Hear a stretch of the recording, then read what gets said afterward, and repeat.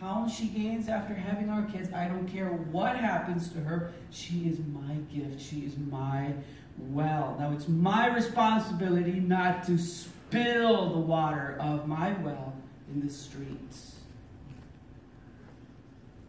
You see, so what is the problem? The problem is that I don't get it yet. I don't see it. I don't see that I have a problem. I don't see what Jesus sees.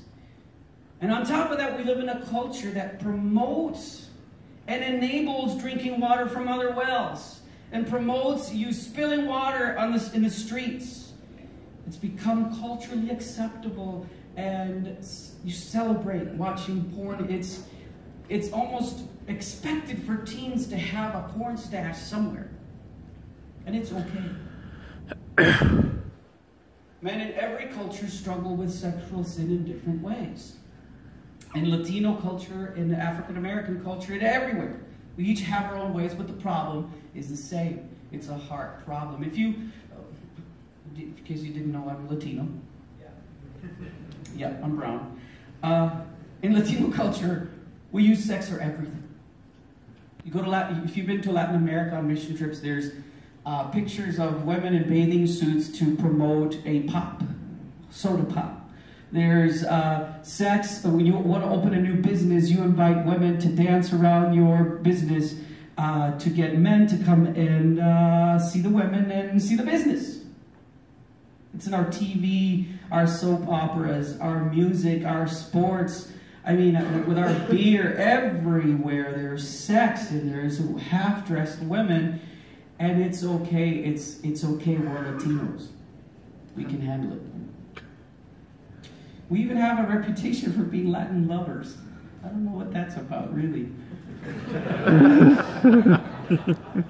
But that's just permission to, the Latin lover thinks that there's so many women in so little time. I realized that there's so much power in my penis. You have a powerful penis. A power that affects future generations. Where you put your penis affects future generations.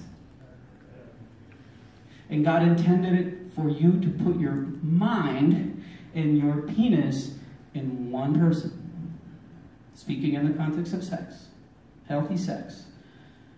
Put it in one person because that's good for your future generations. Amen.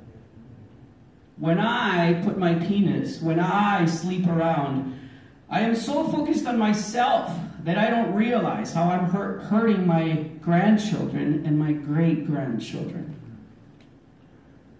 We are not proud of realizing that Grandpa had a few extra affairs and there's family around. And we embrace them and we love that long-lost brother or long-lost cousin, but it's not something we are so greatly proud about. Jesus was tempted in every way, but he did not sin. This means he understands me and understands the battle that we endure. The problem for many men is that we don't see what Jesus sees. To be honest, the bigger problem is that men don't want to see it. The problem is that we still like this sin.